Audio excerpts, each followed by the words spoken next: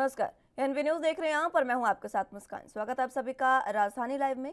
तो बात सबसे पहले राजधानी दिल्ली की करेंगे, जहां पर दिल्ली नगर निगम ने स्पष्टीकरण देते हुए ये कहा है कि भ्रामक अभियान चलाया जा रहा है कि दिल्ली नगर निगम अनधिकृत कॉलोनियों में और घरों और दुकानों को तोड़ने की योजना बना रही है।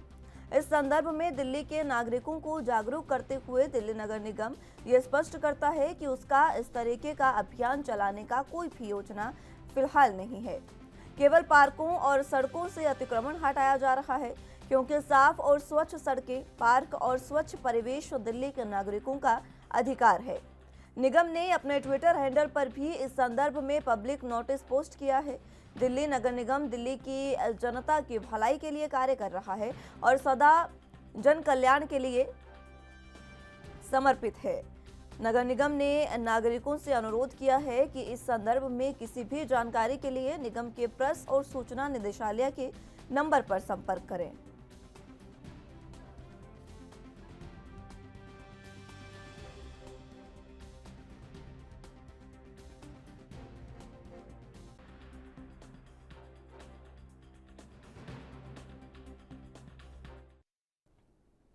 इस खबर पर ज्यादा जानकारी के लिए दिल्ली से संवाददाता राजीव तिवारी हमारे साथ मौजूद हैं। राजीव, फिलहाल जिस तरीके से दिल्ली नगर निगम पर अलग अलग तरीके के आरोप लग रहे हैं और अब दिल्ली नगर निगम ने जिस तरीके से स्पष्टीकरण दिया है, क्या कुछ इसमें खास रहा? देखिए, बिल्कुल सही कहा आपने। यहाँ पर बात करें जिस तरीके से लगातार पिछले कुछ दिनों के अंदर बुलडोजर की कार्रवाई देखने को मिल रही थी और बार-बार कहीं न कहीं ये आरोप लगाए जा रहे थे कि दिल्ली नगर निगम के द्वारा भाजपा जो है वो लोगगों के घरों को और मकानों को और या दुकानों को तोड़ने की कोशिश कर रही है। मगर यहाँ पर बात करें जिस तरीके से अब निगम की तरफ से स्पष्टीकरण किया जा रहा है कि जो राजनीतिक पार्टी कहें या फिर कहें लोगों को गुमराह करने के लिए जो अभियान चलाया जा रहा है, उसके लिए निगम की तरफ से ऐसी कोई भी कार्रवाई नहीं की जा रही है। यानी कि किसी के घर को नहीं तोड़ा जाएगा और ना ही किसी की दुकान को तोड़ा जाएगा। सिर्फ सड़कों के किनारे पे जो अतिक्रमण है उसको हटाया जाएगा और पार्कों के अंदर जो अतिक्रमण किया गया है उसको साफ किया जाएगा। यानी पार्कों की जो शुद्धता है वो कहीं ना कहीं बनाने के लिए निगम जो है वो अपनी तरफ से प्रयास कर रहा है। सड़कों को साफ सुथरा रहना चाहिए, फुटपाथ पर जो अतिक्रमण है उसको खाली कराना है, ना कि घरों को तोड़ना है, ना कि दुकानों को तोड़ना है। और इसी को लेकर दिल्ली नगर निगम की तरफ से एक हेल्पलाइन नंबर भी जारी किया गया, जिसके अंदर ये कहा गया कि आप कोई भी जानकारी चाहें वो यहां से ले सकते हैं। यानी किसी के घर के ऊपर बुलडोजर नहीं चलाया जाएगा, ना ही किसी की दुकान पर चलाया जाएगा। और जिस तरीके से आम आदमी कह सकते हैं पार्टियों की बात करें या आम आदमी पार्टी की बात करें, कांग्रेस की बात करें, तो लगातार उनकी तरफ से यह कहा जा रहा था कि निगम के द्वारा भाजपा जो है वो लोगों को घरों को तोड़ने की कोशिश कर रही है। और इसी को लेकर आम आदमी पार्टी की तरफ से भी यह कहा गया था कि 63 लाख लोगों को बेघर करने की योजना बनाई जा रही है। तो इस पे साफ स्पष्टीकरण दिया जा रहा है कि बिल्कुल ऐसा कुछ भी नहीं होगा। सिर्फ पार्कों को और सड़कों के किनारे जो अतिक्रमण है सिर्फ उसको खाली कराया जाएगा। जी ठीक है, लेकिन जिस तरीके से स्पष्टीकरण दिया गया है दिल्ली नगर निगम द्वारा, उसमें अब आम जनता किस तरीके से स्पष्टीकरण को देख रही है? क्योंकि आम जनता लगातार परेशान है इस बात से कि कहीं उनके घरों पर बुलडोजर न चले। देखिए, बिल्कुल सही कहा गया। यहाँ पर बात करें जिस तरीके से पहले भी कहा गया था आम आदमी पार्टी के द्वारा कि भाजपा जो है वो अपने गुंडों को बेचकर पैसे उगाही का काम कर रही है, निगम का बुलडोजर का डर जो दिखा रही है और कहीं ना कहीं लोगों से पैसे मांगे जा रहे हैं। मगर अब जिस तरीके से निगम ने अपना स्पष्टीकरण दिया है, हेल्पलाइन नंबर भी दिया गया है कि आप इस नंबर पे फोन करके जानकारी ले सकते हैं कि बुलडोजर कहाँ चलेगा, कहाँ नहीं चलेगा और किन के घरों पर बुलडोजर चलेगा। मगर निगम की तरफ से अब स्पष्टीकरण बिल्कुल कर दिया गया है कि बुलडोजर किसी के घर पे और दुकान पर नहीं चलेगा। सिर्फ सड़कों के किनारे पे जो अतिक्रमण है उसको साफ किया जाएगा, पार्कों को जो कब्जा किया गया है लोगों के द्वारा उसको साफ किया जाएगा, यानी उसको खाली कराया जाएगा, ना कि किसी को घरों पर चला जाएगा। हम उस नंबर को भी एक बार जनता तक साझा करने की कोशिश करेंगे कि नंबर कौन सा है और उस नंबर से किस तरीके से हेल्पलाइन से मदद ली जा सकती है। नंबर है 9999611108। यानी इस नंबर के द्वारा सारी जानकारी जुटाई जा सकती है कि कहां पर बुलडोजर चलेगा और कहां पर नहीं चलेगा। और ये भी स्पष्ट है कि जो राजनीतिक पार्टी जो जनता को गुमराह करने की कोशिश कर रही है उसके अंदर भी अब स्पष्टीकरण होता हुआ नजर आएगा। जी ठीक है, जिस तरीके से स्पष्टीकरण ये दिया गया है नगर निगम द्वारा, ये स्पष्टीकरण क्या जनता के लिए सही साबित हो पा रहा है? क्योंकि आम जनता जिस तरीके से त्रस्त है, अब खौफ ज्यादा हो गई है आम जनता पूरे तरीके से। इसको लेकर विपक्ष का भी क्या रुख है, इस पर वो भी बताइएगा। देखिए बिल्कुल सही कहा आपने। यह बात बात करें लगातार बुलडोजर की कार्रवाई को लेकर निगम को घेरा जा रहा था राजनीतिक पार्टियों के द्वारा भी और जनता के द्वारा भी, और जनता कहीं ना कहीं इसको लेकर गुमराह भी होती हुई नजर आ रही थी, क्योंकि लोगों को ये समझ नहीं आ रहा था कि बुलडोजर कहाँ पे चलेगा, किन के घर पर चल सकता है, किन के सड़कों पर चल सकता है, किन की दुकानों पर चल सकता है। मगर आप जिस तरीके से काफी दिनों के बाद में जिस तरीके से निगम की तरफ से स्पष्टीकरण दिया जा रहा है, हेल्पलाइन नंबर भी दिया जा रहा है, तो ये कहीं ना कहीं देरी जरूर की गई है। और अभी तक जिसकी शुरुआत जो की गई है हेल्पलाइन नंबर की, और यहाँ तक कि ट्विटर हैंड के द्वारा निगम की तरफ से कहा गया है कि बुलडोजर जो है सिर्फ सड़कों के किनारे पर जो अतिक्रमण है उनको खाली कराया जाएगा, पार्कों को खाली कराया जाएगा, लोगों के घरों पे नहीं चलेगा। ये हेल्पलाइन नंबर जो पहले ही निगम को घोषित करने देना चाहिए था, ताकि लोगों के अंदर भ्रम ना फैल सके। लेकिन मगर राजीव, जिस तरीके से जिस अभी तरीके तक से इसको अभी देखा गया कि 18 मई को कार्यकाल जो है वो खत्म होना था दिल्ली नगर निगम का, उसके बाद जिस तरीके से कार्यकाल खत्म होने के बाद भी इस तरीके से कार्रवाई की जा रही है, क्या आगामी जो चुनाव है निगम के होने वाले हैं उनको लेकर यहाँ पर तैयारी की जा रही है, ये कहना गलत नहीं होगा? देखिए बिल्कुल सही कहा आपने। यहाँ पर बात करें 18 मई को जिस तरीके से निगम साउथ दिल्ली का नगर निगम की जो कार्रवाई थी यानी कार्यकाल था वो खत्म हो गया। उसके बाद में पश्चिमी दिल्ली की बात करें तो 21 मई को उसका कार्यकाल खत्म हो गया, 22 मई को उत्तरी दिल्ली का कार्यकाल खत्म हो गया। यानी तीनों निगमों का जो कार्यकाल था वो 22 मई तक था और वो खत्म हो चुका है। मगर जिस तरीके से अब स्पष्टीकरण दिया जा रहा है निगम के द्वारा कि किसी को भी घर नहीं तोड़े जाएंगे, किसी के दुकान नहीं तोड़े जाएंगे, हेल्पलाइन नंबर भी दिया जा रहा है। अगर ये चीज निगम पहले ही कर देता तो कहीं ना कहीं जनता के बीच में जो गुमराह होने की जो स्थिति बनी थी वो नहीं बन पाती। और जिस तरीके से अब नंबर हेल्पलाइन नंबर दिया गया है और जानकारी भी दी जा रही है कि किसी के घरों को नहीं तोड़ा जाएगा, दुकानों को नहीं तोड़ा जाएगा, अगर इस तरीके की जानकारी पहले मिल जाती तो कहीं ना कहीं जनता गुमराह नहीं होती है। दूसरा, अब निगम के जो चुनाव नजदीक आने वाले हैं तो उसको लेकर जिस तरीके से अब कोशिश की जा रही है तो लगता है कि भाजपा अपने आप को बचाने की कोशिश कर रही है और जो विपक्ष है वो कहीं ना कहीं इन मुद्दों को लेकर बार बार घेरने की कोशिश कर रहा है। मगर यहाँ पर जिस तरीके से हेल्पलाइन नंबर दिया गया है उससे तो साफ जाहिर होता है कहीं ना कहीं निगम की कार्रवाई के अंदर देरी जरूर हुई है और जनता इसका जो विपक्ष है उसने जनता का कहीं ना कहीं फायदा उठाया और जनता को कहीं ना कहीं भाजपा की तरफ घुमाने की कोशिश करी और भाजपा कहीं ना कहीं जनता जो है वो कहीं ना कहीं भाजपा से नाराज होती हुई नजर आई। मगर अब देखना होगा क्या इस हेल्पलाइन नंबर से जनता को कितना फायदा होने वाला है, क्योंकि ये नंबर जो है वो कल शाम को ही घोषित किया गया है। जी ठीक है, ये नंबर कल शाम को घोषित किया गया है। लेकिन राजीव, जिस तरीके से अभी चुनाव होने हैं नगर निगम के, अब ये हालांकि स्पष्ट नहीं है कि कब ये चुनाव होंगे, लेकिन आने वाले समय में जब अब निगम के चुनाव होंगे, जब इनका एकीकरण कर दिया गया है, उसके बाद चुनाव होंगे और उसके बाद क्या ये जो अतिक्रमण हटाने का अभियान है ये एक बार फिर से सत्ता में आने के लिए बीजेपी कर रही है? देखिए बिल्कुल सही कहा आपने। यहाँ पर बात करें निगम के चुनाव की तो निगम के चुनाव बिल्कुल कुछ समय के लिए जरूर टाले गए थे, मगर अब चुनाव बिल्कुल नजदीक आने वाले हैं और लगातार इसको लेकर कहीं ना कहीं विपक्ष की बात करें, दिल्ली सरकार की बात करें, जो दावे कर रही है बार बार के निगम के अंदर अब की बार उसकी ही सरकार आएगी, यानी आम आदमी पार्टी की सरकार आएगी। भाजपा अपने दावे कर रही है, मगर यहाँ पर जिस तरीके से लोगों के घरों की बात करें, सड़कों की बात करें, जो सड़कों के किनारे पर रहते थे, जो कहीं ना कहीं झुग्गी झोपड़ियों में रहते थे, जिनके घरों पर बुलडोजर चलाने की कार्रवाई की गई, वो कहीं ना कहीं गुमराह होते हुए नजर आ रहा है। उनका जो वोट बैंक है शायद वो भाजपा को नहीं मिलता हुआ नजर आएगा। मगर जिस तरीके से अब निगम के चुनाव आने वाले हैं तो उससे कहीं ना कहीं जनता का जो वोट बैंक है वो हासिल करने की कोशिश की जा रही है, चाहे वो भाजपा के द्वारा हो, आम आदमी पार्टी के द्वारा हो या कांग्रेस के द्वारा हो। मगर इसका फायदा सीधे सीधे कहें तो कहीं ना कहीं उन लोगों को होगा जिन्होंने इसको गुमराह करने की कोशिश की थी, या फिर जनता जो गुमराह हो चुकी है उनके कहीं ना कहीं वोट बैंक जो है वो इन पार्टियों की तरफ जाएंगे। जो समझदार लोग हैं या फिर कहें इस नंबर के द्वारा जो हेल्पलाइन की मदद से कहीं ना कहीं अपने आप को बचाने की कोशिश करेंगे या फिर जानकारी जुटाने की कोशिश करेंगे, वो जनता कहीं ना कहीं इससे फायदा उठाती हुई नजर आएगी। मगर देखना होगा कि निगम के चुनाव के जो अंदर राजनीति किस तरफ जाती है। मगर बुलडोजर की जब कार्रवाई को लेकर कहीं ना कहीं दिल्ली सरकार की यानी कि आम आदमी पार्टी की बात करें, कांग्रेस की बात करें, तो वो कहीं ना कहीं इसका फायदा उठाती हुई नजर आ रही है। जी ठीक है। अब जिस तरीके से विपक्ष जो है वो फायदा उठाता नजर आ रहा है, इस पर आम आदमी पार्टी की प्रतिक्रिया लगभग क्या सामने आई है? क्योंकि अभी जब एकीकरण नहीं हुआ था उससे पहले आम आदमी पार्टी भी ये कह रही थी और पूर्ण दावा था कि अगर चुनाव होंगे तो आम आदमी पार्टी ही आएगी इस बार एमसीडी में। देखिए देखिए, बिल्कुल सही कहा आपने। यहाँ पर बात करें विपक्ष की या फिर क्या है दिल्ली सरकार की, आम आदमी पार्टी की, जो बार-बार अभी तक दावे कर रही थी कि निगम के अंदर भ्रष्टाचार किया गया, 15 साल तक अतिक्रमण क्यों नहीं हटाया गया था? ये तमाम जो सवाल थे वो कहीं न कहीं आम आदमी पार्टी की तरफ से पूछे जा रहे थे और बार-बार ये भी कहा जा रहा था कि अतिक्रमण जो है वो लोगों के घरों पर किया जा रहा है। मगर उनको हटाने के लिए आम आदमी पार्टी जो है बार-बार प्रदर्शन कर रही थी, बार-बार कहीं न कहीं सड़कों पर उतर रही थी। बुलडोजर की कार्रवाई को रोकने की भी कोशिश की गई। यहाँ तक कि दुर्गेश पाठक ने भी कहीं न कहीं प्रदर्शन किया, बड़े नेताओं ने भी किया प्रदर्शन किया, आम आदमी पार्टी के विधायक ने भी प्रदर्शन किया, जिसकी गिरफ्तारी भी की जा चुकी है ओखला के। मगर यहाँ पर जिस तरीके से इस बुलडोजर की कार्रवाई को लेकर जनता को गुमराह करने की कोशिश की गई और जनता और निगम की तरफ से ठीक बात है। करें तो निगम की तरफ से भी कहीं न कहीं देरी की गई है हेल्पलाइन नंबर देने के लिए। मगर यही नंबर अगर पहले दिया जाता तो कहीं न कहीं जनता को जो निगम के द्वारा कहीं न कहीं जनता जो नाराज़ हुई है, वो नाराज़ नहीं होती और जो भाजपा का जो वोट बैंक है यानी कि जनता का, वो कहीं न कहीं भाजपा को ही हासिल होता। मगर कहीं न कहीं देरी ज़रूर की है और जिसका ठीक है फ़ायदा कहीं न राजीव। कहीं आने वाले चुनावों के अंदर ही उठाने की कोशिश की जाएगी। जी।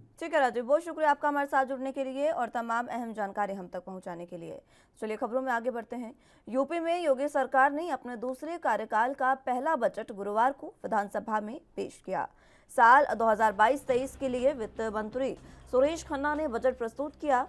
सदन में वित्त मंत्री सुरेश खन्ना ने कहा कि हमारी सरकार के पिछले कार्यकाल के पहले वर्ष में प्रदेश के 86 लाख लघु और सीमांत किसानों के फसली ऋण का समाधान किया गया। गन्ना मूल्य भुगतान में प्रदेश देश में प्रथम स्थान पर है। हमारी सरकार द्वारा पेराई इस सत्र 2017-18 से 2021-22 तक के सापेक्ष 16 मई तक 1,72,745 करोड़ रुपए के गन्ना मूल्य का भुगतान कराया, जो एक कीर्तिमान है। इससे पूर्व वर्षों की 10,662 करोड़ रुपए की धनराशि भी शामिल है। प्रधानमंत्री किसान सम्मान निधि से 250 करोड़ किसानों को 6,000 रुपए वार्षिक आर्थिक सहायता दिलाकर उत्तर प्रदेश में प्रथम स्थान पर है।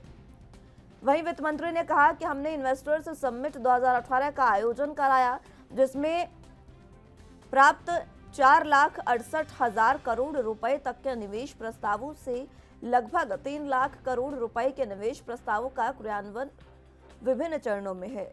इन निवेशों से 5 लाख से अधिक रोजगार के अवसर सृजित हो रहे हैं। आगामी 3 जून को इन्वेस्टर समिट की तीसरी ग्राउंड ब्रेकिंग सेरेमनी में 75,000 करोड़ रुपए से अधिक के निवेश प्रस्तावों को धरातल पर उतारा जाएगा, ये वित्त मंत्री ने कहा। इसके बाद आपको बता दें कि प्रेस कॉन्फ्रेंस कर खुद सूबे के मुखिया सीएम योगी आदित्यनाथ ने भी अपनी बात कही और इसी को लेकर अखिलेश यादव ने भी, जहां सीएम ने इस बजट को सराहा, अखिलेश यादव ने इस बजट को बंटवारा बताया।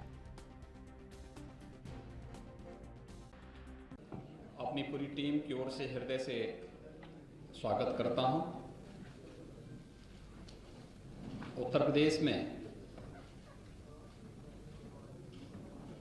हमारी सरकार ने अपना वर्ष 2022-23 का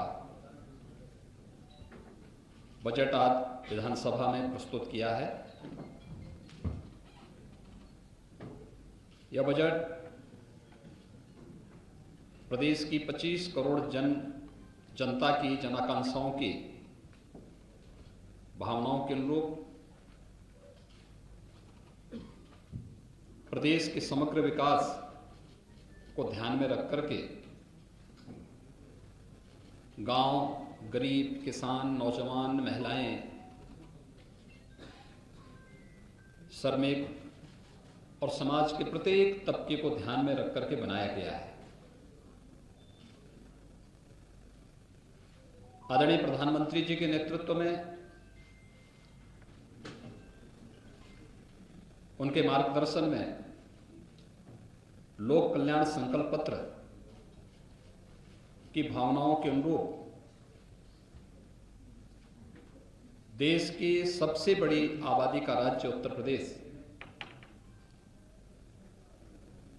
उन जन आकांक्षाओं की पूर्ति कर सके और समग्र विकास के लक्ष्य को प्राप्त करने में सहायक हो सके, इस दिशा से उत्तर प्रदेश सरकार का यह बजट 5 वर्षों का एक विजन भी है, जो प्रदेश के सर्वसमावेशी समग्र विकास के साथ साथ एक उज्जवल भविष्य की रूपरेखा भी तैयार करेगा। बंटवारा किया है।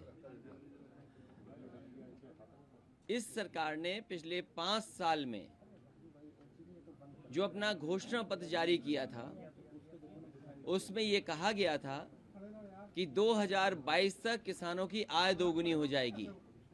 आज हम 2022 में हैं, 6वां बजट पेश हो रहा है।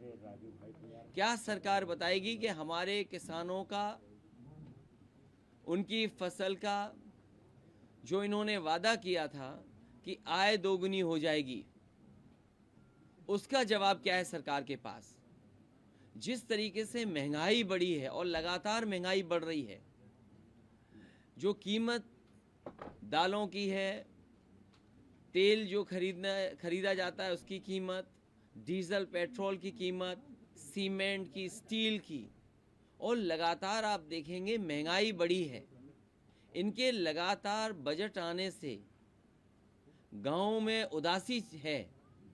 हमारा नौजवान जो उम्मीद लगा करके बैठा था नौकरी और रोजगार मिलेगा, आंकड़ों में तो दिखाई दे रहा है कि नौकरी और रोजगार हैं।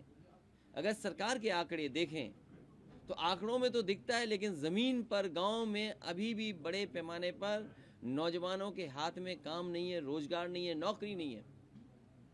और फिर जिस तरीके से उत्तर प्रदेश को इंफ्रास्ट्रक्चर में या गरीब की मदद के लिए योजनाएं चलानी चाहिए थी, वो सरकार नहीं चला पा रही है।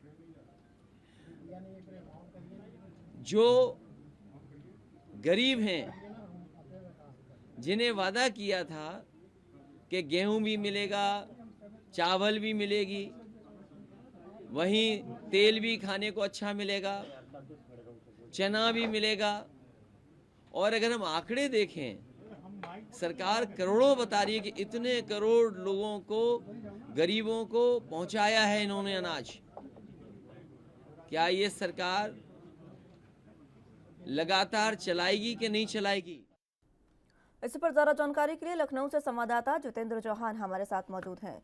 जितेंद्र, फिलहाल जिस तरीके से ये बजट पेश हुआ, सबसे पहले ये बताइए कि क्या कुछ इस बजट में खास रहा और विपक्ष इसकी कहीं ना कहीं आलोचना एक बार फिर से करता नजर आया?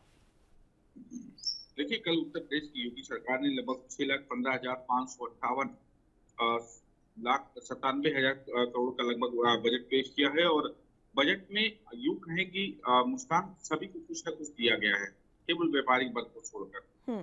इसमें महाकुंभ का भी ध्यान रखा गया है। 2025 में जो महाकुंभ होना है उसके लिए भी ध्यान रखा गया, उसके लिए भी बजट की राशि दी गई। 100 करोड़ रुपए की बजट की व्यवस्था की गई है। और जो उत्तर प्रदेश सरकार अपने कार्यकाल में कुंभ कराया था और एक महाकुंभ की फिर तैयारी कर रहा है, उस कुंभ की तैयारी को लेकर भी 100 करोड़ रुपए की बजट दिया गया है।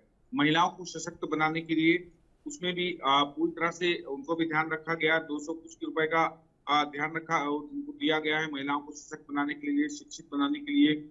साथ ही साथ इस 7वें बजट में लघु सिंचाई के लिए लगभग 1000 करोड़ रुपए देने का काम किया है सरकार ने। और 30 महिला पीएसी बटालियन बनाने गठित करने का भी काम करेगी सरकार, उसको लेकर भी बजट दिया है। बेटी बचाओ बेटी पढ़ाओ के तहत जो टॉपर छात्राएं होंगी उनको कहीं लैपटॉप देने का काम करेगी सरकार।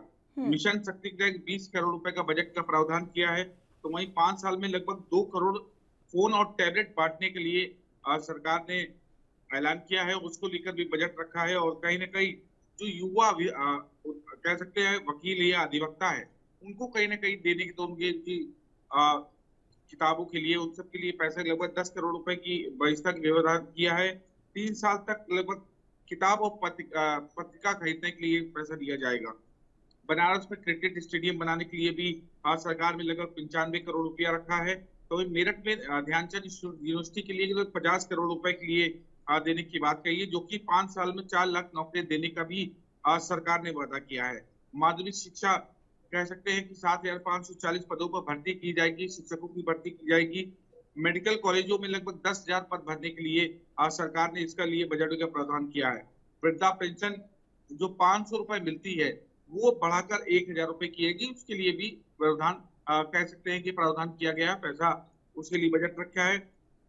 दिव्यांग अनुदान लगभग 300 से बढ़कर 1000 रुपए देने का वादा किया। जो दिव्यांग है उनको कहीं ना कहीं जो उनकी पेंशन है वो 300 रुपए से 1000 रुपए सरकार इसके लिए भी बजट रखा है। तो 1000 रुपए प्रति माह उनको देने की बात कही गई है। और अटल आवासीय योजना के लगभग 300 करोड़ बजट रखा गया है। जो आवासीय योजना है उसके तहत उन लोगों को मकान दिया है। एनआरएचएम के लिए 10,547 करोड़ रुपए, आशा कार्यकर्तियों के लिए 300 करोड़ रुपए का बजट, 14 मेडिकल कॉलेज के लिए 2100 करोड़ रुपए का budget, Bundelkhand expressway defence corridor बनाने के लिए विकास कार्यों के लिए लगभग 500 करोड़ रुपए का बजट, मेरठ प्रयागराज एक्सप्रेसवे पे लगभग 695 करोड़ रुपए। तो ऐसे तमाम चीजों के लिए सरकार ने प्रावधान रखा है और कहीं ना कहीं बजट अलग अलग रखा है। चाहे वो अयोध्या हो, चाहे काशी विश्वनाथ हो, उसके सौंदर्यीकरण और उसके विकास के लिए भी बजट रखा गया है।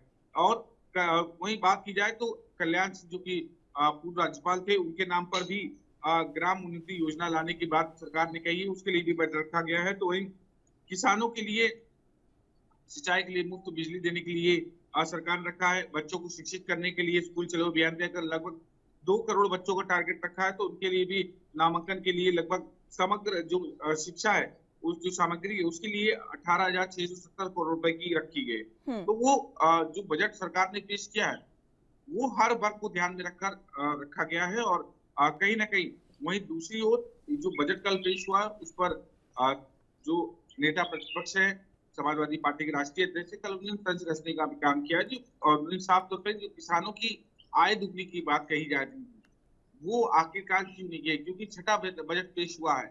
उन्होंने इस बात पर भी तंज कसने का काम किया है। तो युवाओं को रोजगार देने की बात की गई है, वो रोजगार की क्यों नहीं मान रहे। हालांकि जो रोजगार की संख्या है वो उसकी कम रखी है। ठीक है जितेंद्र, बहुत शुक्रिया आपका हमारे साथ जुड़ने के लिए और तमाम अहम जानकारी हम तक पहुंचाने के लिए। तो अगली खबर चंडीगढ़ से, जहां पर गुरुवार को पंजाब में भारतीय जनता पार्टी का 2 दिवसीय प्रशिक्षण शिविर शुरू हुआ, जिसमें पार्टी के राष्ट्रीय संगठन मंत्री बीएल संतोष, हरियाणा के मुख्यमंत्री मनोहर लाल, पंजाबी बीजेपी के अध्यक्ष अश्विनी शर्मा सहित पार्टी के कई गणमान्य लोगों ने शिरकत की। सत्र के पहले दिन पंजाब में पार्टी संगठन से जुड़े मुद्दों पर विस्तार से चर्चा हुई। साथ ही कार्यकर्ताओं को पार्टी के इतिहास, विकास और काम करने के तौर तरीकों के बारे में बताया गया। पहले दिन के सत्र में हिस्सा लेने के बाद मुख्यमंत्री मनोहर लाल ने कहा कि प्रशिक्षण शिविर का मकसद कार्यकर्ताओं को राजनीतिक सूझबूझ को मजबूत करना है। एक सवाल के जवाब में उन्होंने कहा कि 5 साल तक प्रधानमंत्री नरेंद्र मोदी के साथ पंचकुला में रहते थे। इस दौरान उनके सानिध्य में उन्होंने बहुत कुछ सीखा है। आज हरियाणा में उनकी सरकार के द्वारा जो सूचना प्रौद्योगिकी का इस्तेमाल कर योजनाएं शुरू की जा रही हैं, वो सब नरेंद्र मोदी जी की देन है। हरियाणा के आम आदमी पार्टी के बढ़ते ग्राफ पर मुख्यमंत्री मनोहर लाल ने कहा कि सपने लेने का हर किसी को हक है।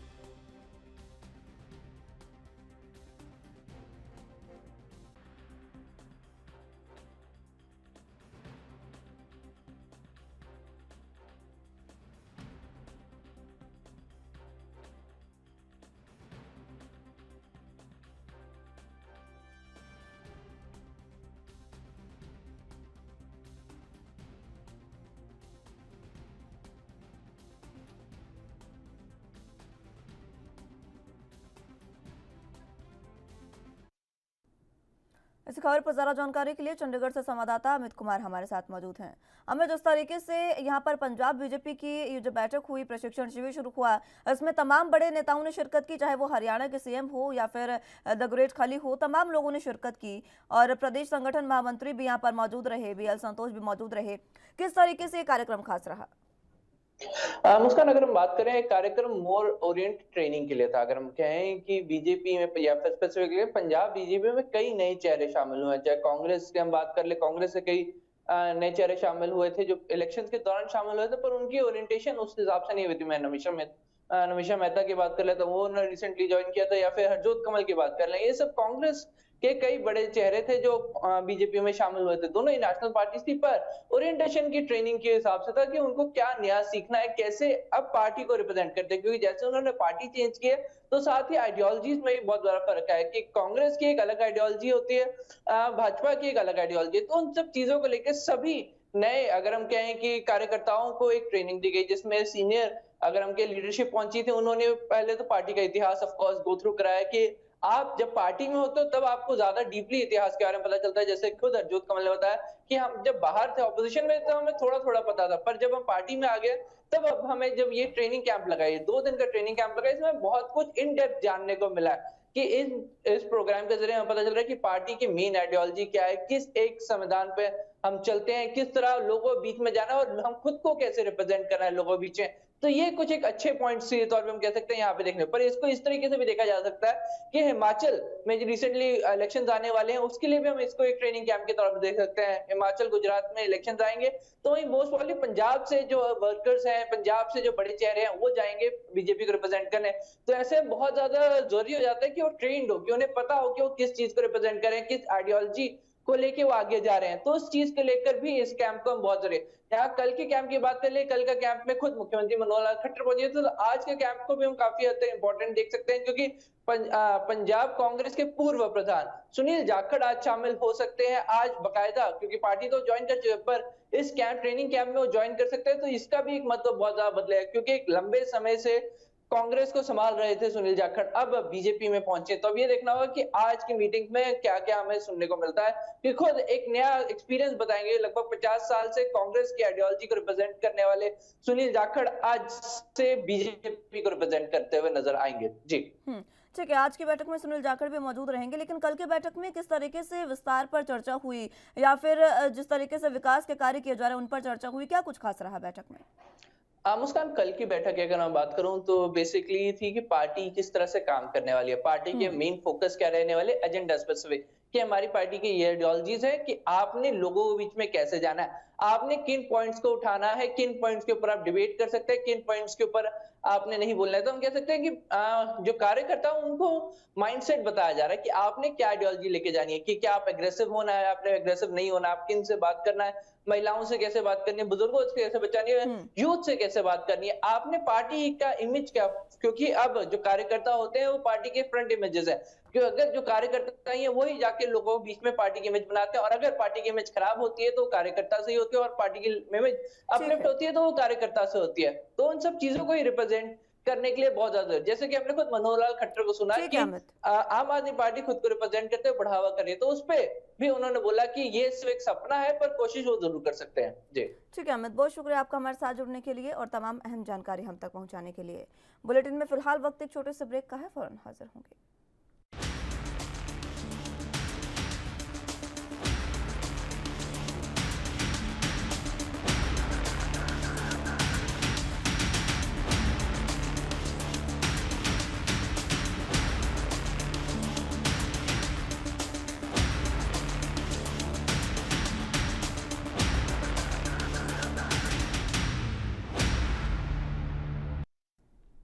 ब्रेक के बाद एक बार फिर से स्वागत है आप सभी का राजधानी लाइव में। तो अगली अहम खबर की ओर रुख कर लेते हैं।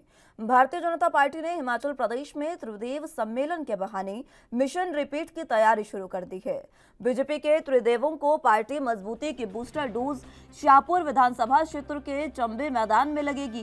कांगड़ा चंबा संसदीय क्षेत्र के त्रिदेव बूथ अध्यक्ष, बूथ पालक, बूथ लेवल एजेंट, जोन और ग्राम केंद्र प्रभारी मौजूद होंगे। इस त्रिदेव सम्मेलन की अध्यक्षता करने के लिए केंद्रीय कपड़ा और बाल विकास मंत्री स्मृति ईरानी आ रही हैं। स्मृति ईरानी यहां पर सुबह 10 बजे गगल हवाई अड्डे पर पहुंचेंगी और उसके बाद यहां से सीधे चंबे मैदान पहुंचेंगी। दोपहर बाद स्मृति ईरानी दिल्ली लौटेंगी। त्रिदेव सम्मेलन में मुख्यमंत्री जयराम ठाकुर, प्रदेश अध्यक्ष सुरेश कश्यप, पवन राणा सहित अन्य पदाधिकारी भी शिरकत करेंगे।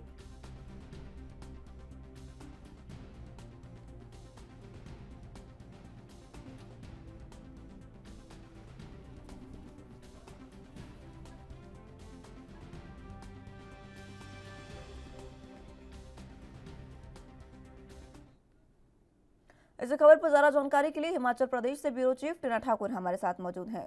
टीना जी, फिलहाल जिस तरीके से त्रिदेव सम्मेलन हो रहा है, अब त्रिदेव को कहा जा रहा है कि उनको मजबूती की डोज लगाई जाएगी आज चंबी मैदान में, किस तरीके का यह कार्यक्रम?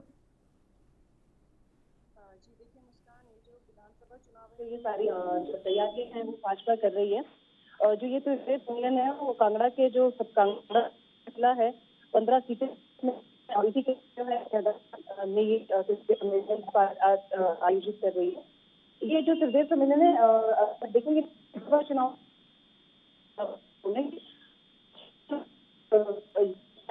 जो है बसपा स्तर पर अपने को मजबूती इसी त्रिदेव सम्मेलन से करने जा रही है, और इसके बाद जो जगहों पर है वहाँ पे भी ऐसे सम्मेलन किए जाएंगे। आज जो है त्रिदेव सम्मेलन में मुख्यमंत्री जयराम ठाकुर, जो प्रदेश अध्यक्ष है सुरेश कश्यप, संगठन महामंत्री है पवन राणा, इनके अलावा भी जो अन्य पदाधिकारी, अन्य जो 18 भाजपा मंडलों के पदाधिकारी है, और जो 1930 बूथ लेवल है इनके, वहाँ के जो पदाधिकारी है वो सारे इस जो है त्रिदेव सम्मेलन में मौजूद रहेंगे। जी मुस्कान। ठीक है, किस तरीके का ये सम्मेलन होगा, क्योंकि मिशन रिपीट की तैयारी कर रही है बीजेपी, किस तरीके से यहाँ पर जो तमाम अध्यक्ष हैं या फिर यूँ कहीं के तमाम जो कार्यकर्ता हैं उनको यहाँ पर बूस्टर डोज एक तरीके से दी जाएगी, और किस तरीके से चुनावों में सूझबूझ से काम करना है वो बताया जाएगा? जी देखिए, जैसे कि सभी जानते हैं कि भाजपा की जो रणनीति है वो बहुत मजबूत रहती है, हर एक जो इनका कदम है वो एक रणनीति के तहत चलता है। ये त्रिदेव सम्मेलन भी इसी रणनीति का एक हिस्सा है। चुनावों में जाने के लिए भाजपा जो है अपने जो पार्टी बूथ स्तर के जो बूथ पालक है, बूथ लेवल के जो एजेंट है, उनको चार्ज कर रही है, उनको जो है जीत के जो मंत्र है वो टिप्स दे रही हैं कि आपको बूथ स्तर पर अपनी तैयारियां कैसे करनी है, क्योंकि भाजपा ये अच्छी तरह से जानती है। और भाजपा ने हिमाचल में एक अभियान भी ये चलाया है कि बड़े बूथ की ओर चले जीत की ओर। तो मतलब भाजपा जानती है कि अगर बूथ उनका मजबूत होगा तो जीत उनकी सुनिश्चित होगी। तो अभी जो आज का जो त्रिदेव सम्मेलन है, इसमें भी जो बूथ स्तर के जो 6600 जो बूथ केंद्र, बूथ के जो ये इस तरह के जो त्रिदेव, जिनको त्रिदेव ये कहते हैं, वो 6600 के करीब लोग इसमें सम्मिलित होंगे, भाग लेंगे, और उन्हीं लोगों के सहारे जो एक एक बूथ का जो ड्यूटी है इन लोगों की लगाई गई है। इन लोगों को जो है वो बूथ स्तर पर कैसे मजबूती प्रदान करें, कैसे एक बूथ को किस तरह से जो बूथ के अंदर जितने लोग आते हैं तक भाजपा की जो योजनाएं हैं, भाजपा सरकार की जो विकास के जो काम है वो पहुंचाए जाएं। तो ये सबसे बड़ी जो इस रणनीति का एक हिस्सा है वो यही है कि बूथ स्तर पर अगर भाजपा अपने को मजबूती प्रदान करती है, इन्होंने बूथ स्तर पे जो ये पदाधिकारी तैनात किए हैं, इनको जो जीत का मंत्र देती हैं, तो यही आगे चलकर जो है भाजपा की जीत में बड़ा काम करेंगे। ठीक है, मिशन रिपीट जो करना चाह रही है बीजेपी, उसको लेकर यहाँ पर यह सम्मेलन किया जा रहा है, कौन कौन इसमें मौजूद होगा?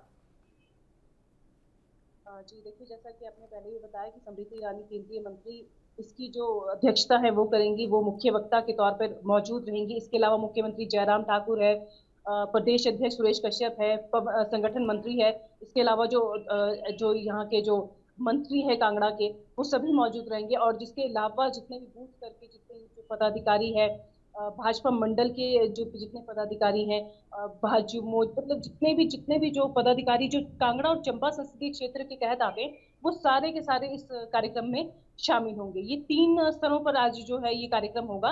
ग्राम केंद्र के जो प्रभारी हैं उनकी जो एक बैठक होगी, उसके बाद जो जोन के हैं, उसके बाद जो बूथ पालक है, इस तरह क्या होगा। इस जो 3 बैठकों का जो ये 3 दौर चलेगा, उसके बाद जो है केंद्रीय मंत्री जो है स्मृति ईरानी वो अपना संबोधन देंगी, वो जीत के टिप्स देंगी। करीब 3 घंटे ये कार्यक्रम चंबी मैदान में चलेगा। उसके बाद जो है स्मृति ईरानी वापस दिल्ली लौट जाएंगी।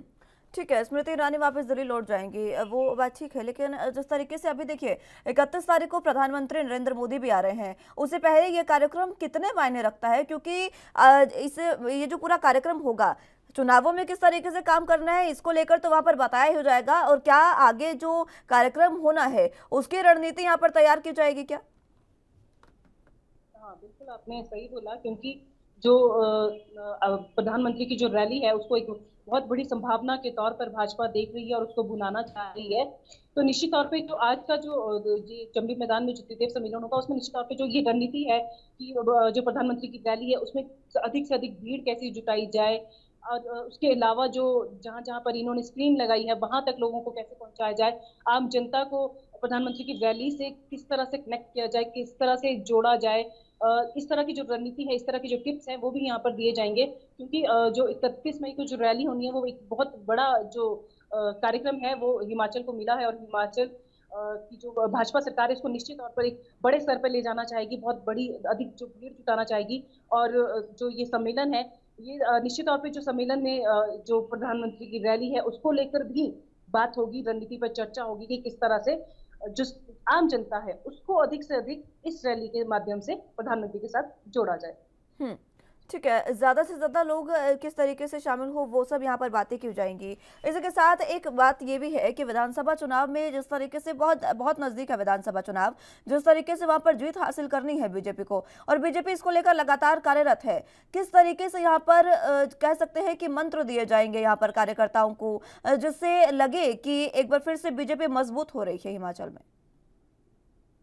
जी देखिए, क्योंकि इस वक्त जो है सबसे जो सत्तारूढ़ दल है और सबसे अधिक विधायक भाजपा के पास है, और इस वक्त अगर हम कांगड़ा जिला की बात करें 15 सीटें इसमें आती है। अगर सिर्फ हम जिले की बात करें संसदीय क्षेत्र की तो 15 सीटें इसमें आती हैं, और 15 सीटों में से 11 सीटें इस वक्त भाजपा के पास मौजूद हैं। तो भाजपा ये अच्छी तरह से जानती है कि कांगड़ा सबसे बड़ा जिला और सत्ता का रास्ता जो है इसी जिले से होकर जाता है। तो ये इसी जो ये सम्मेलन है या अन्य जो बड़े कार्यक्रम है वो इसीलिए जो कांगड़ा और चंबा संसदीय क्षेत्र है उसी के तहत रखे गए हैं। आपको ये भी बताऊं कि आने वाले दिनों में चंबा में भी एक जो युवाओं की एक बड़ी रैली है जिसमें 1 लाख युवाओं को लाने का एक लक्ष्य रखा है भाजपा ने, वो भी प्रधानमंत्री की चंबा में प्रस्तावित है। ठीक है टेरा जी, बहुत शुक्रिया आपका हमारे साथ जुड़ने के लिए और तमाम अहम जानकारी हम तक पहुंचाने के लिए। तो आगे खबरों में बढ़ते हैं। गैरसैंण विधानसभा में 7 जून से प्रस्तावित सत्र को लेकर असमंजस की स्थिति बनी हुई है। सत्र के दौरान राज्यसभा चुनाव देहरादून में होने की वजह से सत्र की तारीख में बदलाव की संभावनाएं जताई जा रही है। हालांकि वित्त विभाग बजट की पूरी तैयारी कर चुका है। मार्च महीने में लेखानुदान लाने के बाद अब सरकार को वित्तीय वर्ष के लिए बजट लाना है। वित्त विभाग के आधिकारिक सूत्रों के मुताबिक बजट की पूरी तैयारी हो चुकी है। मुख्यमंत्री पुष्कर सिंह धामी और वित्त मंत्री प्रेमचंद्र अग्रवाल बजट में जन सुझावों को शामिल करने के लिए गढ़वाल और कुमाऊं मंडल में हितधारकों के साथ 2 बड़ी बैठकें कर चुके हैं। इन सब तैयारियों के बीच सचिव विधायी और संसदीय विभाग ने बजट सत्र आहूत करने के लिए विधानसभा सचिव को व्यवस्था करने के लिए आदेश जारी कर दिए हैं।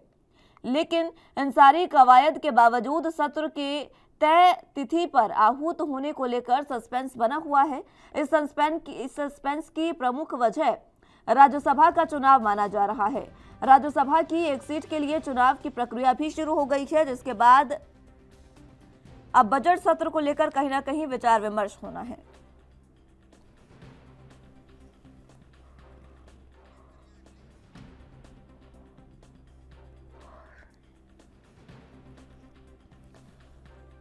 तो आपको बता दें कि गैरसैंण विधानसभा में 7 जून से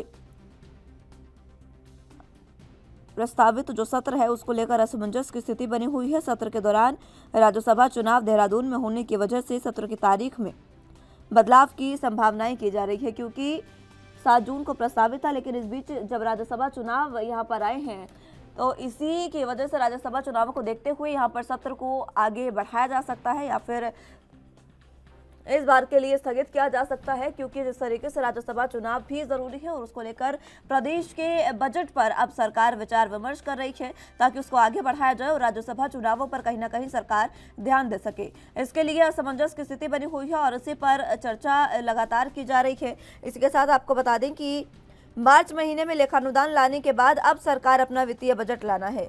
वित्तीय बजट लाने के लिए सरकार लगातार प्रयास कर रही है और वित्त मंत्री जो है उन्होंने अपना बजट तैयार भी कर लिया है। लेकिन जब राज्यसभा चुनाव नजदीक है, राज्यसभा चुनाव में आपको बता दें कि 1 सीट के लिए चुनाव प्रक्रिया शुरू हो गई है उत्तराखंड में, तो इसी वजह से कहीं ना कहीं अब बजट सत्र को लेकर विचार विमर्श किया जा रहा है और देखा जा रहा है कि बजट सत्र आगे किस तारीख को सूटेबल बैठता है और कब बजट सत्र को रखा जाए, क्योंकि गैरसैंण आपको बता दें कि इस बार गैरसैंण में बजट जो सत्र है वो होना है, उसको लेकर सस्पेंस बना हुआ है।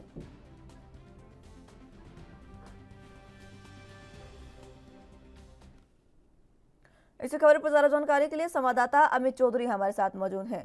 अमित, फिलहाल जिस तरीके से बजट को लेकर यहाँ पर सस्पेंस बरकरार है, अब असमंजस की स्थिति ये बनी हुई है कि बजट को कब रखा जाए।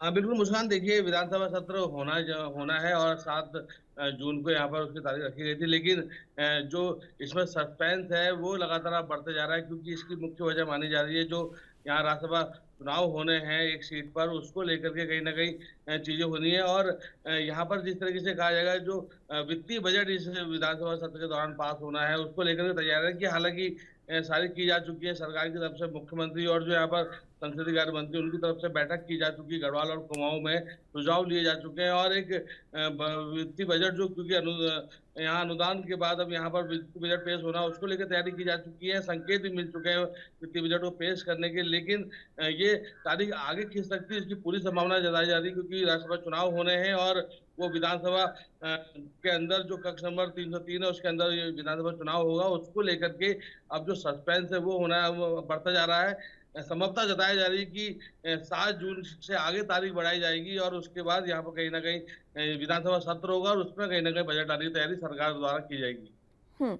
आगे किस तारीख के लिए ये बजट सत्र रखा जा सकता है? ये देखिए, क्योंकि विधान यहाँ पर बात करें, सत्र होना बहुत जरूरी है और कई मसले क्योंकि सत्र के दौरान यहाँ पर रखे जाते हैं। दूसरी तरफ यहाँ राज्यसभा चुनाव है, उसको सब देखते हुए तैयारी यहाँ पर लगातार की जा रही है। संभवतः यहाँ पर जो चुनाव होगा उसके बाद उसकी तैयारी लगातार करने के बाद यहाँ पर कम से कम अगर कहा जाएगा तो कुछ दिनों का समय लग सकता है यहाँ पर विधानसभा सत्र कराने को लेकर के। हालांकि इसमें जो मत हैं वो अलग अलग यहाँ पर सामने आ रहे हैं। यहाँ पर जो विधायक हैं अन्य दलों के, उनकी तरफ से कहा जा रहा है कि 4 धाम यात्रा क्योंकि अपने स्वभाव पर है और अगर विधानसभा सत्र होता है तो पूरा जो प्रशासनिक अमला है वो कहीं ना कहीं यहाँ पर लगाया जा सकता है सत्र के दौरान, तो उसमें दिक्कतें हो सकती है। ये भी एक मत सामने आ रहा है, लेकिन संभवतः यही बताया जा रहा है कि जो विधानसभा सत्र में अगर जो सस्पेंस है और अगर देरी हो सकती है तो वो राज्यसभा चुनाव के लेके हो सकती है, उसको लेकर के सरकार तैयारी कर रही है। हालांकि संकेत बन चुके हैं यहाँ पर वित्तीय बजट लाने को, लेकिन अगर यहाँ पर समय अवधि बढ़ाई जाती है तो उसमें कहीं ना कहीं देरी हो सकती है और जो यहाँ पर बजट है वो कहीं ना कहीं आने में थोड़ा समय लग सकता है। बजट आने में समय लग सकता है, लेकिन कहीं ना कहीं इसमें बजट में सुधार भी की हो सकते हैं अगर समय ज्यादा मिले तो। इस बार बजट किसके लिए खास रहने वाला है ये भी बताएं। देखिए, जिस तरीके से बात की जाए, यहाँ पर जो प्रदेश के मुखिया हैं पुष्कर धामी लगातार जनता के बीच में जा रहे हैं, बातचीत कर रहे हैं। एक नई पहल कहीं ना कहीं उनके द्वारा की गई है कि आम जन से सुझाव उन्होंने लिए हैं। गढ़वाल मंडल में बैठक की गई है, कुमाऊं मंडल में बैठक की गई है और सुझाव लेने के साथ साथ जो मुख्य अंग होते हैं बजट के, उन सभी से यहाँ पर चर्चा की गई है। बजट कहीं ना कहीं कहा जा सकता है, क्योंकि सरकार का एक मात्र लक्ष्य यही कहा जा रहा है कि जो यहाँ पर आम जनता है उनको कहीं ना कहीं सहूलियत मिल सके, उत्तराखंड वासियों को सहूलियत मिल सके, जो पहाड़ के दूर दराज में जो लोग रहते हैं उनको जो सुविधा से जो वंचित है उनको सुविधाएं मिल सके। और बजट में कहीं ना कहीं सरकार का यही लक्ष्य है, यही देश है कि यहाँ पर जो आम जनता उसको राहत मिल सके, उसको लेकर के यहाँ पर तैयारी की जा रही है। और निश्चित तौर पर कहीं ना कहीं बजट में वो सारी चीजें देखने को मिलेगी उत्तराखंड वासियों को, जिनकी लगातार जो सपने और जो कहीं ना कहीं मांग लगातार उत्तराखंड वासी कर रहे हैं। ठीक है अमिताभ, बने रहिए हमारे साथ, जानकारी आपसे लेते रहेंगे। फिलहाल वक्त एक छोटे से ब्रेक का है, फौरन हाजिर होंगे।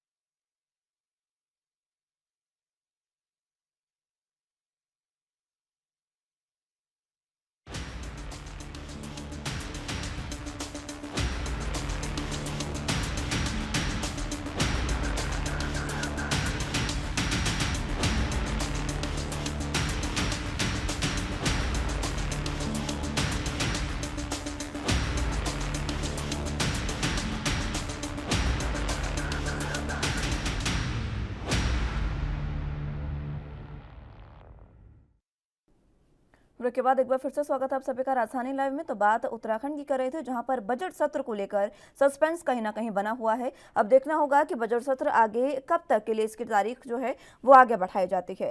ज्यादा जानकारी के लिए संवाददाता अमित हमारे साथ मौजूद हैं। अमित, फिलहाल जिस तरीके से बजट की हम बात कर रहे थे, आपने बताया इस बार नई पहल की गई है और सुझाव लिए गए हैं जनता से। किस तरीके के सुझाव बजट को लेकर आए हैं जनता की तरफ से? जी देखिए, बात की जाए यहाँ पर जब जनता के बीच में सूबे के मुखिया पहुंचे और जो तमाम अधिकारी हैं जो बजट से संबंधित हैं वो पहुंचे यहाँ पर और राय ली गई, तो साफ तौर से यहाँ पर जो स्टेप बाय स्टेप कहीं ना कहीं यहाँ बैठक की गई। पहले कुआं मंडल में बैठक की गई और उसमें जो यहाँ पर जो जननेता हैं, जो बड़ी पंचायत के प्रतिनिधि हों, विधायक हों और जो आम जनता के प्रतिनिधि हों, उनके साथ बैठक की गई और पूरी तरीके से कहा जाएगा गढ़वाल मंडल में भी ये चीज दोहराई गई और जो सुझाव निकल के आए, क्योंकि यहाँ पर जो वित्तीय अगर बात करें सरकार की जो आय बढ़ाने को लेकर के जो चीजें अहम होती हैं और जो जनता तक कहीं ना कहीं फायदा पहुंचे, उसको लेकर के यहाँ पर चर्चा की गई है। और बजट में वो सभी चीजों का ध्यान रखा गया है, क्योंकि राज्य का बजट है केंद्र के बाद और केंद्र में कहीं ना कहीं उसका समर्थन मिलता है। तो किस तरीके से यहाँ पर समर्थन मूल्यों की बात की जाए और अन्य जो कारण जो केंद्र से संबंधित है उन पर कहीं ना कहीं पहल की जाएगी, केंद्र से आग्रह किया जाएगा और वो सब चीजें यहाँ पर कहीं ना कहीं, क्योंकि महंगाई जो है बेतासा बढ़ी, उत्तराखंड वासियों के लिए खासकर दिक्कतें हैं क्योंकि पहाड़ी इलाके हैं, कमाई का जरिया नहीं है। तो उस सब चीजों को देख करके कहीं ना कहीं एक रोजगार का साधन सृजन करने के लिए भी यहाँ पर चीजें आ सकती हैं। बजट में कुछ चीजें ऐसी आ सकती हैं जो आम लोगों को राहत दी जा सके, उसको लेकर राय मशवरा किया गया है गढ़वाल मंडल और कुआं मंडल के लोगों से, वहाँ के जनप्रतिनिधियों से, और जो दिक्कतें हैं कहीं ना कहीं साझा की गई है। और ये सारी चीजें हैं, इसको लेकर के बजट जो है यहाँ पर पेश होना है। अब क्योंकि बजट 7 जून को यहाँ पर होना था, विधानसभा सत्र शुरू होना था, उसमें वित्तीय बजट पेश होना था, लेकिन राज्यसभा चुनाव के मद्देनजर कहीं ना कहीं सस्पेंस बढ़ता जा रहा है चुनाव यहाँ पर बजट को लेकर के, तो ये आगे हो सकता है। लेकिन इतना तय है मुस्कान की यहाँ पर जो आम जनता है उसको कहीं ना कहीं सहूलियत मिलने जा रही है, जिसकी पहल यहाँ के सूबे के मुख्यमंत्री कर चुके हैं। ठीक है अमित, बहुत शुक्रिया आपका हमारे साथ जुड़ने के लिए और तमाम अहम जानकारी हम तक पहुँचाने के लिए।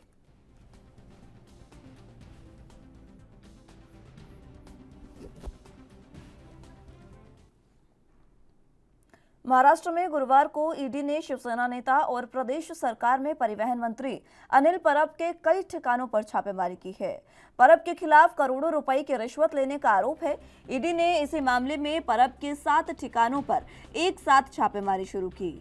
अनिल परब पर आरोप है कि दापोली में जो रिजोर्ट बनाया गया है वो नियमों को ताक पर रखकर बनाया गया।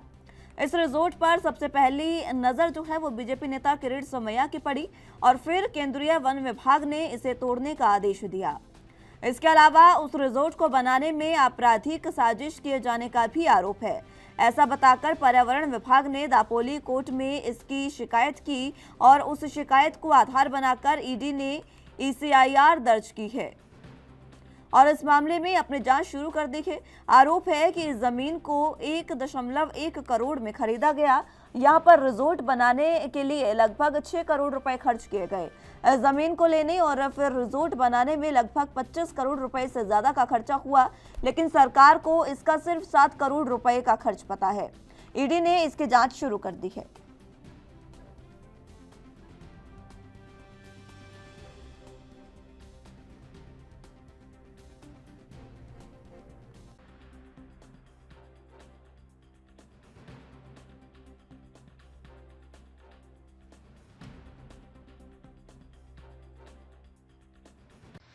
अनिल परब पर ईडी की कार्रवाई का प्रारंभ हो चुका है। अनिल देशमुख जेल में, नवाब मलिक जेल में, अब अनिल परब ने अपना बोरिया बिस्तर बांधकर तैयारी शुरू करना चाहिए।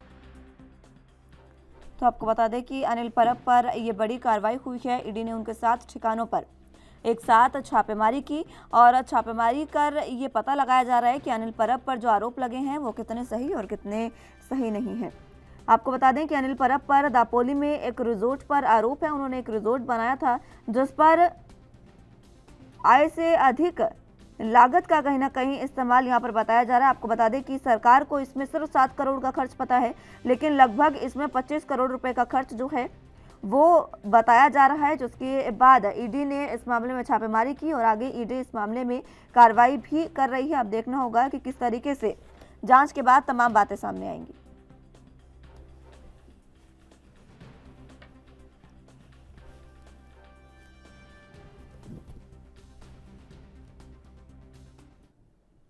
इसी खबर पर ज्यादा जानकारी के लिए संवाददाता सत्यप्रकाश सोनी हमारे साथ मुंबई से जुड़ चुके हैं। सत्यप्रकाश, फिलहाल जिस तरीके से अनिल परब पर यह कार्रवाई हुई और उसके बाद रिजॉर्ट का कहीं ना कहीं उन पर आरोप है कि 7 करोड़ सरकार को बताए गए और उसके बाद 25 करोड़ का खर्च उन्होंने किया है, उस पर इस तरीके के आरोप उन पर है, किस तरीके की कार्रवाई हो रही है? बिल्कुल मुस्कान जी, देखिए महाराष्ट्र के 7 ठिकानों पर ईडी की कल पूरे दिन छापेमारी चली है। हालांकि देर रात तक भी ये छापेमारी चली है और माना जा रहा है कि आज भी कई जगह छापेमारी हो सकती है, क्योंकि ईडी ने जिस तरह से देर शाम तक 7 ठिकानों पर छापेमारी करते हुए कई इलेक्ट्रॉनिक गैजेट और कई जानकारियां हासिल की है। इस जानकारी में खुलासा हुआ है कि अनिल परब के ऊपर न सिर्फ मनी लॉन्ड्रिंग का मामला दर्ज है, बल्कि पुणे में बनाया गया एक रिसोर्ट को लेकर भी अनियमितता बरती गई है। जो कानून व्यवस्था है उसको साफ पर रखकर यह बनाया गया है और खासकर इसको बजट को लेकर जिस तरह से संशय है उसकी भी जांच जो है ईडी कर रही है। सीधे तौर पर ईडी की कहना है कि पुणे में बनाए गए रिसोर्ट में बहुत बड़ी अनियमितता बरती गई है, जिसको 7 करोड़ का बजट बताया गया है, लेकिन पूरा रिसोर्ट 25 करोड़ में बनाया गया है और जमीन जो खरीदी गई है वो भी कम दाम में खरीद कर इस तरह का जो है रिसोर्ट बनाया गया है। आपराधिक घटनाओं का भी इसमें जिक्र किया गया है रिसोर्ट बनाते समय, किस तरीके की जानकारी? बिल्कुल, देखिए एक साठे नाम के शख्स से यह जमीन 1.1 करोड़ में खरीदी गई है और 6 करोड़ की लागत से इस रिसोर्ट को बनाकर तैयार किया गया है। इस तरह की जानकारी ईडी को है, लेकिन ईडी का मानना है कि इस पूरे मामले में 25 करोड़ से ज्यादा की लागत लगाई गई है और इस पूरे मामले में जमीन खरीदने को लेकर एक शख्स के साथ मारपीट भी हुई है, उसमें क्राइम भी किया गया है। इस तरह की जानकारी है। फिलहाल क्राइम में किस तरह का क्राइम है इसका जिक्र ईडी द्वारा अभी तक नहीं किया गया, लेकिन माना जा रहा है कि इसमें काफी बड़े पैमाने पर धांधली की गई है, इस तरह की जानकारी है। लेकिन विपक्ष ने आरोप लगा रहा है कि अनिल परब और तो सरकार के लिए कलेक्शन का काम करते हैं, यानी कि राज्य सरकार को पैसा वसूल कर देने का काम करते हैं, इस तरह का आरोप इसके ऊपर है। सत्यप्रकाश, कल की जो कार्रवाई रही उसमें क्या कुछ खास रहा, कहां तक ईडी की जांच पहुंची? देखिए, ईडी ने सीधे तौर पर मुंबई, पुणे और दापोली में 7 जगह ठिकानों पर छापेमारी की है, जिसमें जिस शख्स से अनिल परब ने जमीन खरीदी थी उसके 2 जगहों पर भी छापेमारी की गई है। उसके यहाँ से भी काफी दस्तावेज बरामद किया गया है और साथ ही जिस फ्लैट में रहता है वह फ्लैट किसी अन्य के नाम पर ट्रांसफर किया है, इसकी भी जानकारी ईडी को है। फिलहाल इस पूरे मामले में ईडी साथे को भी समन करेगी। इसके अलावा मुंबई में केबल ऑपरेटर सदानंद कदम को भी ईडी समन कर सकती है, क्योंकि सदानंद कदम ही वह शख्स है जिसने अनिल परब के माध्यम से वो जमीन खरीदने में मदद की थी। और तो इस पूरे मामले का जो जांच कहीं ईडी जो है साथे सदानंद कदम और अनिल परब के आसपास घूम रही है। ठीक है सत्यप्रकाश, बहुत शुक्रिया आपका हमारे साथ जुड़ने के लिए और तमाम अहम जानकारी हम तक पहुंचाने के लिए। फिलहाल राजधानी लाइव में मेरे साथ बस इतना ही। तमाम अहम खबरों के लिए आप देखते रहिए ANB न्यूज़। नमस्कार।